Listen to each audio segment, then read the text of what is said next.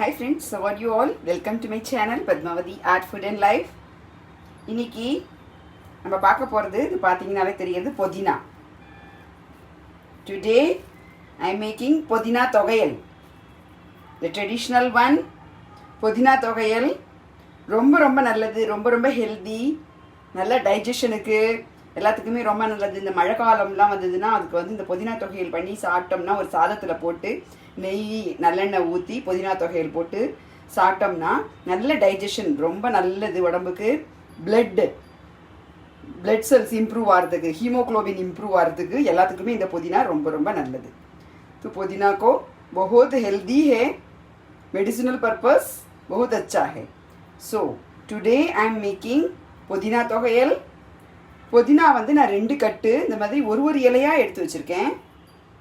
இதில் வந்து பழுப்பு இலை இருக்கக்கூடாது. yellowish colour, no yellowish colour, only green and good quality புதினா. 2 கட்டு எடுத்து வச்சுருக்கேன். 2 கட்டு அந்த மாதிரி ஒரு இலையாக ஆஞ்சி எடுத்து வச்சுருக்கேன். அப்புறம் 1 கட்டு தனியா பத்தா, கொத்தமல்லி 1 கட்டு எடுத்து வச்சுருக்கேன். சின்ன கட்டு தான், நிறையா இல்லை. அப்புறம் கொஞ்சம் ஒரு 2 கைப்பிடி வந்து கருகப்பலை, கடிப்பத்தா, கறி லீவ்ஸ். அப்புறம் இந்த மாதிரி கோது இல்லாமல் புளி வந்து இந்த மாதிரி எடுத்து வச்சுருக்கேன். இது எதுக்கு புளின்னு கேட்குறீங்கன்னா, இது வந்து உங்களுக்கு ப்ரிசர்வேட்டிவ்.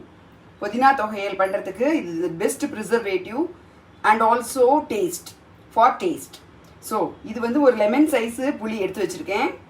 அப்புறம் ஒரு வத்த மிளகா, ஒரு புதினாக்கு இந்த புளிக்கு ஏற்ற அளவுக்கு நான் புதினா, தனியா பத்தா, கடிப்பத்தா, கருகப்பலை, தனியா இது எல்லாத்துக்குமா சேர்த்து நான் இதில் ஒரு 10 மிளகா எடுத்துக்கிறேன். காரமாக இருக்கும், நீங்கள் மிளகாவோட காரத்தை பொறுத்து சேஞ்ச் பண்ணிக்கோங்க.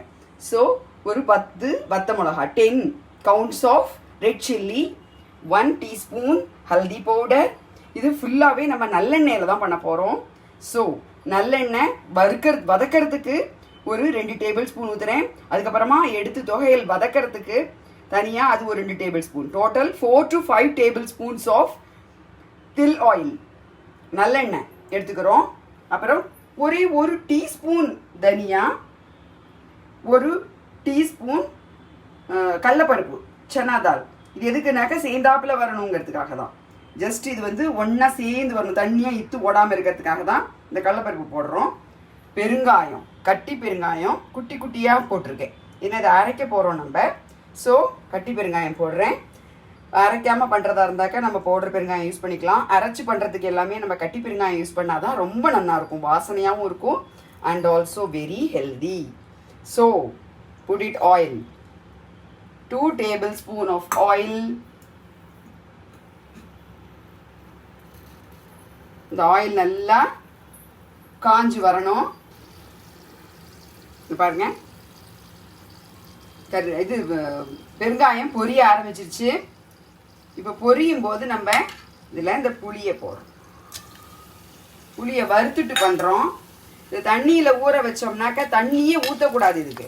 ஏன்னா இந்த உங்களுக்கு இந்த கொத்தமல்லி, புதினா இதில் எல்லாமே நீர், கீரைனாலே தண்ணி சத்து உள்ளதாக இருக்கும். ஸோ தண்ணி ஊற்றாம தான் நம்ம இதை பண்ண போகிறோம், அரைக்க போகிறோம். தண்ணியே கிடையாது. இப்போ வந்து புளி போட்டாச்சு, பெருங்காயம் போட்டாச்சு. இப்போ கடலப்பருப்பு 1 டீஸ்பூன் சன்னா தால்,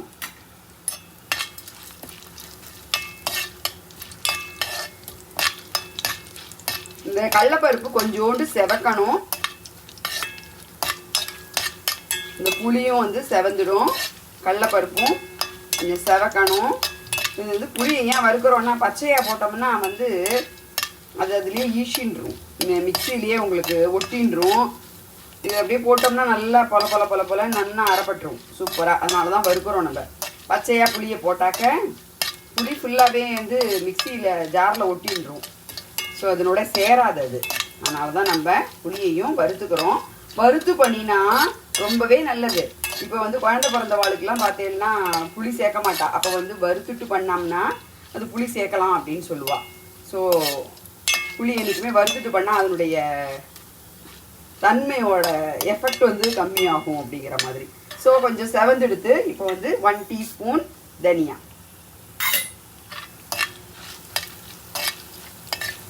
சன்னா தால் रेड हो गया. Then I put it in धनिया 1 teaspoon only. Both are in 1 teaspoon. Now இப்போ நான் வந்து ஒரு வத்த மிளகா நீங்கள் உங்கள் காரத்துக்கு ஏற்ற மாதிரி போட்டுக்கோங்க. நான் கொஞ்சம் கூட தான் போடுறேன்.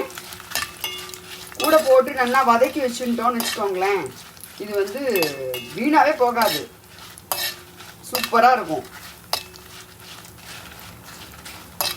இப்போ வந்து ஃபஸ்ட்டு என்ன போட போகிறோம், நம்ம மிளகா வந்து உடனே வறுத்துரும், அதனால தான் நம்ம மிளகா கடைசியாக போடுறேன். நான் கடலைப்பருப்பு போடணும், அப்புறம் தனியா, அப்புறம் மிளகா வத்தல் பாருங்கள் சட்டுன்னு ஆகிடுது பாருங்கள். ஸோ இப்போ கருவேப்பிலை போடுறேன். ஒரு கைப்பிடி தான் வச்சுருக்கேன், ஒரு 2 கைப்பிடி கருவேப்பிலை. கருவேப்பிலை வந்து ஆப்ஷனல், பட் போட்டால் ரொம்ப நல்லாயிருக்கும், வாசனையாக இருக்கும். இது எல்லாமே ஹெல்தியான டிஷ்ஷு.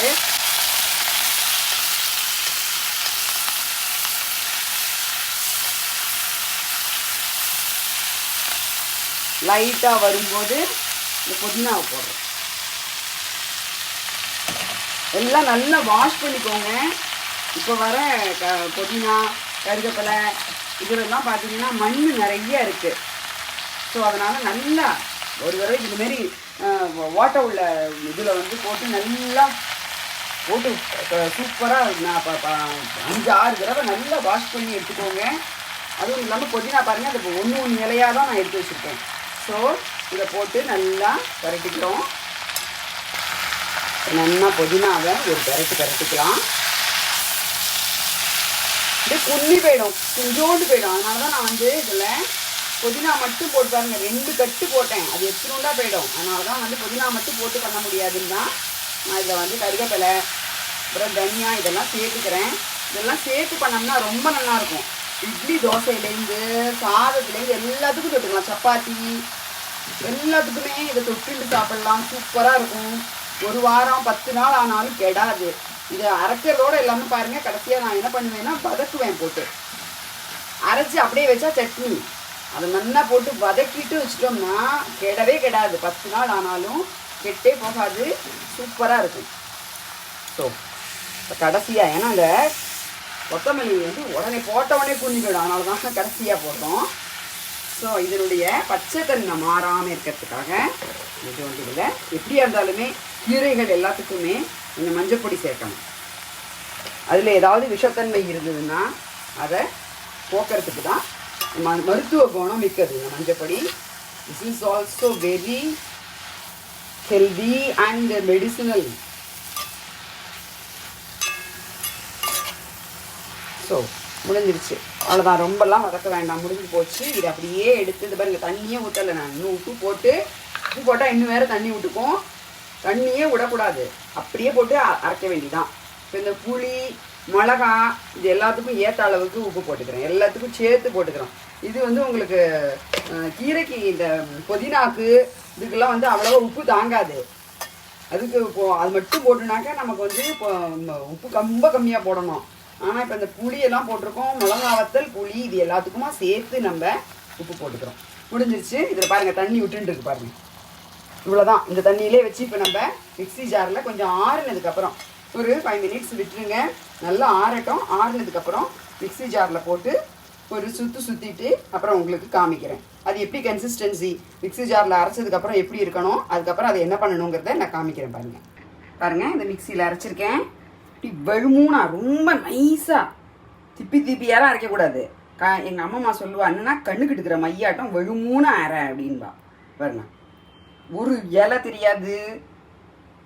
நகர்த்தி வச்சு காமிக்கிறேன், பிளர்ராக இருக்குது பார்த்தீங்களா? இந்த மாதிரி ரொம்ப நைஸாக திப்பியாகவே இருக்கக்கூடாது, அவ்வளோ நைஸாக இருக்கணும். அது என்னென்னா தண்ணியே ஊற்றாமல் அரைக்கணும். அந்த இலையில இருந்த தண்ணி மட்டும்தான் நான் உங்கள்கிட்ட காமிச்சேன் பார்த்தீங்களா, இல்ப சட்டியில் அந்த தண்ணி மட்டும்தான். அதை அப்படியே ஊற்றிருக்கேன், அவ்வளோதான். அது அப்படியே உப்பு போட்டவுடனே தண்ணி விட்டுண்டுது பார்த்தீங்களா, அதில் காமிச்சேன்ல, அவ்வளோதான். தண்ணியெல்லாம் விட்டு அரைக்கக்கூடாது, அந்த தண்ணி மட்டும் போரும். அதை மட்டும் போட்டு தான் அரைச்சிருக்கேன். பாருங்கள் எவ்வளோ கெட்டியமாக இருக்குது பாருங்கள். இப்படி போட்டால் அப்படி விழணும், இப்படி போட்டால் இப்படி எடுத்து இப்படி விழணும். இவ்வளோ கெட்டியமாக அரைச்சிருக்கேன். இப்போ என்ன பண்ண போகிறேன்னா இல்ப சட்டியில் இதை வதக்க போடணும். வதக்கினோம்னா இதை அப்படியே கூட வச்சு சாப்பிடலாம், சட்னி மாதிரி வச்சு சாப்பிடலாம். ஆனால் இது வந்து இன்னைக்கு சாப்பிட்றது, இப்போ இன்றைக்கே காலி பண்ணிவிடுவேன் நான் அப்படின்னா நீங்கள் வதக்க தேவை கிடையாது, ஏன்னா ஆல்ரெடி வறுத்துருக்கோம். ஸோ வதக்கணும்னு அவசியம் கிடையாது. ஆனால் இதை நான் வச்சுட்டு சாப்பிடுவேன். எனக்கு வந்து ஒரு 10 நாளைக்கு ஒரு வாரத்துக்கு வச்சுக்கணும், இல்லை யாருக்காவது கொடுத்து அனுப்ப போகிறோம், கைக்கு டப்பா கட்டி கொடுக்க போகிறோம், எங்கேயாவது வெளியூருக்கு போகிற அவளுக்கு வச்சு கொடுக்க போகிறோம் அப்படின்னா வதக்கிட்டு கொடுத்தீங்கன்னா வீணாக போகாமல் இருக்கும், ரொம்ப நல்லா இருக்கும். ஃப்ரிட்ஜில் வச்சுக்கோங்க, பட் வந்து வதக்கிட்டு வச்சுட்டிங்கன்னா ரொம்ப நல்லாயிருக்கும். இந்த சாதம் எப்பயாவது உங்களுக்கு சமையல் பண்ணுறதுக்கு அழுப்பாக இருந்ததுன்னா சாதம் மட்டும் வச்சுட்டு இதை போட்டுன்னு சாப்பிட்டேன்னா ஒரு சுட்ட அப்பளம் சூப்பராக இருக்கும், ஃபஸ்ட் கிளாஸாக இருக்கும். ஸோ இப்போ நம்ம இதை வறுக்க போகிறோம்.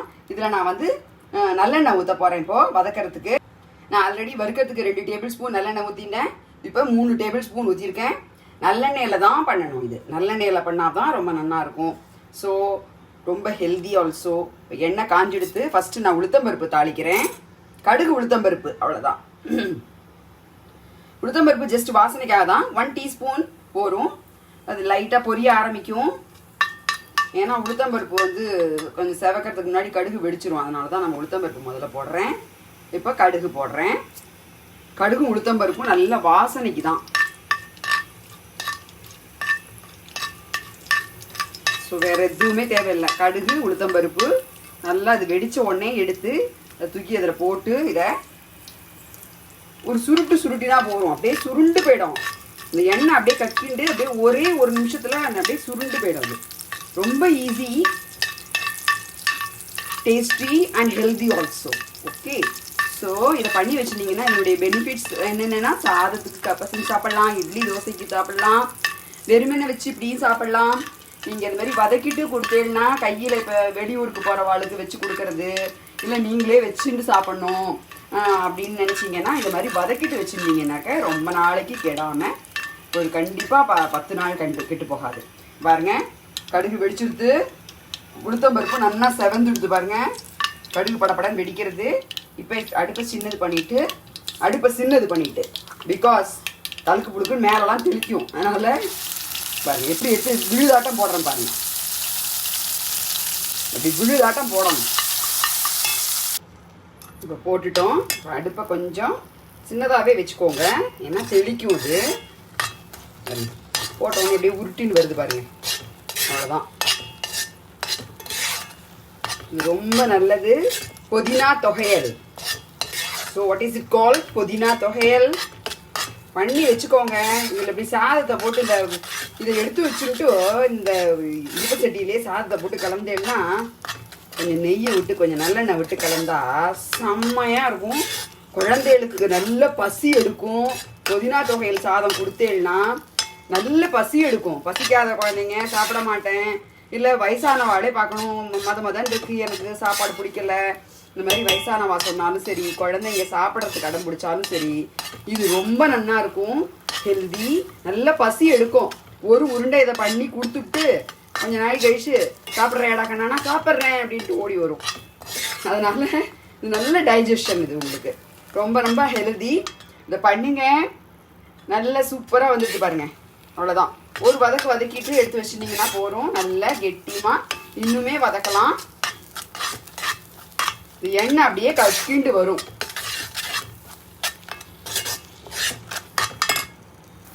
பாருங்க, ஓரத்துலலாம் அந்த எண்ணெய் அப்படியே ஊற்றின எண்ணெய் கக்கிண்டு வருது பாருங்கள். நான் இதில் வந்து 3 ஸ்பூன் தான் எண்ணெய் ஊற்றினேன் இப்போது வதக்கிறதுக்கு. அந்த 3 ஸ்பூன் எண்ணெயும் வந்துடுது. அவ்வளோதான், சுருண்டை வதங்கிடுத்து. இதை எடுத்து ஒரு ஆஃப் பண்ணிட்டேன். இப்போ இதை எடுத்து ஒரு ஏர்டைட் கண்டெய்னரில் போட்டு வச்சுக்கோங்க. இந்த இல்ப சட்டி இது வதக்கி வச்சுருக்கோம் பார்த்தீங்களா, இதில் வந்து நல்லா சாதத்தை போட்டு பெரட்டி, இல்லை இட்லியோ தோசையோ இட்லியை போட்டு பெரட்டி கூட கொடுக்கலாம், சூப்பராக இருக்கும். இந்த குட்டி இட்லி பண்ணி குழந்தைங்களுக்கு அதை வந்து இதில் போட்டு இதில் பெரட்டி கொடுத்தீங்கன்னா செம்மையாக இருக்குமா அப்படின்னு எம்மி எம்மி அப்படி சொல்லி சாப்பிடுவாங்க. ஸோ ட்ரை பண்ணுங்கள், கமெண்ட் பண்ணுங்கள். Please subscribe my channel Padmavati Art Food and Life. Please share with your friends. See you by next video by Padmavati Venugopalan. புதினா தொகையல் எத்தனுண்டா போயிடுத்து பாருங்க. 2 கட்டு புதினா, 1 கட்டு தனியா பத்தா, 2 கைப்பிடி கருகப்பலை போட்டேன், இத்தினூண்டு ஆயிடுது, அவ்வளோதான், ரொம்ப குட்டியாகிடும் இது. So please subscribe my channel Padmavathi art food and life. Please share with your friends. Okay, bye bye bye. Padmavathi Venugopalan, by.